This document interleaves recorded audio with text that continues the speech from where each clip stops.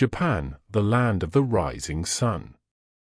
A nation renowned for its technologically advanced cities, its rich traditional culture, and its immense natural beauty.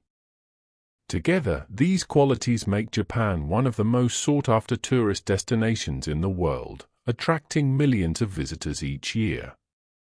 Yet surprisingly, this openness to outsiders is a relatively recent phenomenon in Japan's long history. For more than 200 years, from the 17th to the 19th centuries, Japan's borders were firmly closed to the outside world. This period, known as Sakoku, was not a time of stagnation. Instead, it witnessed a remarkable flourishing of Japanese culture, rapid economic growth, and profound societal development, achievements unlike anything the nation had seen before. From this era emerged many of Japan's most iconic cultural treasures, legacies that endure to this day.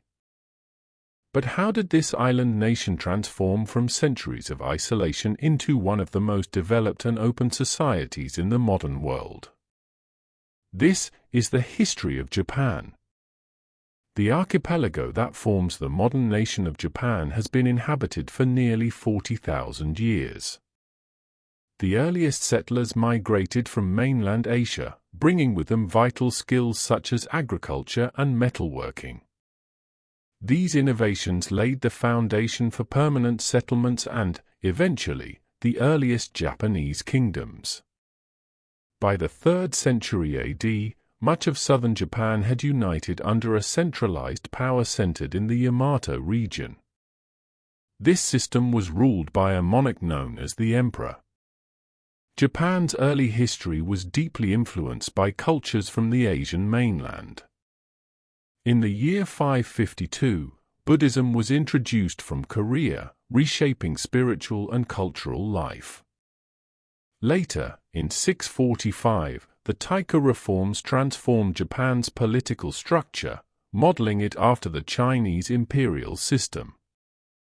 Initially, the imperial court had no fixed capital, relocating with each new emperor. That changed in the year 794, when Emperor Kammu established a permanent capital in what is now Kyoto. This marked the beginning of the Heian period, an era that would last nearly 4 centuries. Over time, the imperial court grew increasingly detached from the realities of governing the wider country. Its authority weakened, and power gradually shifted into the hands of local noble elites. From this shift emerged a feudal system. Power was no longer centralized in Kyoto but distributed among regional warrior clans. Among the most powerful of these were the Taira and Minamoto clans, supported by highly trained samurai warriors. Their growing influence culminated in the Hogan Rebellion of 1160, sparked by disputes over imperial succession. This conflict escalated into the Genpei War, fought between 1180 and 1185. In the end, the Minamoto clan, led by Minamoto no Yoritomo, emerged victorious. Yoritomo established a new military government in Kamakura, far from the imperial court in Kyoto. In 1192, he was granted the title of shogun, great general, becoming the de facto ruler of Japan. Thus began the shogunate, a system of military rule that would dominate Japan for the next 700 years. In the 13th century, Japan faced one of its greatest external threats. The Mongol Empire, under Kublai Khan, demanded Japan submit as a vassal state. When no response came, the Mongols launched a full-scale invasion. In 1274, their forces landed on Kyushu, confronting a smaller but determined samurai defense. Then, nature intervened. A massive typhoon, later known as the Kamikaze, or Divine Wind, destroyed much of the Mongol fleet. A second invasion in 1281 met the same fate. Once again, a devastating storm wiped out the invading forces. Though Japan was spared conquest, the cost of defense nearly bankrupted the shogunate. Many samurai went unpaid, fueling unrest and resentment. In 1333, Emperor Go-Daigo attempted to restore imperial authority through rebellion. Though briefly successful, he was overthrown just 5 years later. Power returned to the shogunate under Ashikaga Takauji. Yet real authority lay with regional daimyo, feudal lords who ruled their own territories. Rivalries among these clans led to constant warfare. In 1467, the Onin War plunged Japan into chaos. This marked the beginning of the Sengo period, the age of warring states, a century of near-constant civil war, assassinations, and shifting alliances. It was an era of innovation as well. Ninjas practiced espionage and sabotage, while warrior monks marched onto battlefields. In 1543, everything changed. A Portuguese ship, blown off course, landed on Tanegashima Island. For the first time, Europeans had arrived in Japan. They brought firearms, trade networks, and Christianity.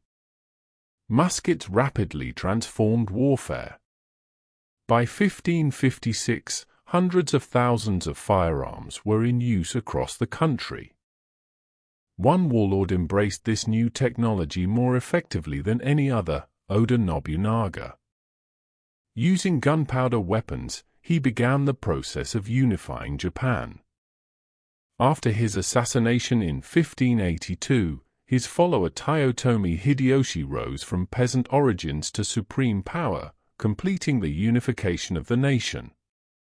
Upon Hideyoshi's death, civil war erupted once more. The decisive battle came in 1600 at Sekigahara.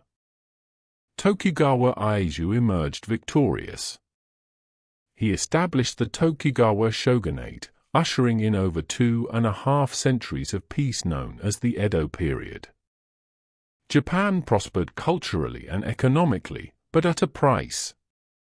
The Tokugawa rulers imposed strict social controls and outlawed Christianity.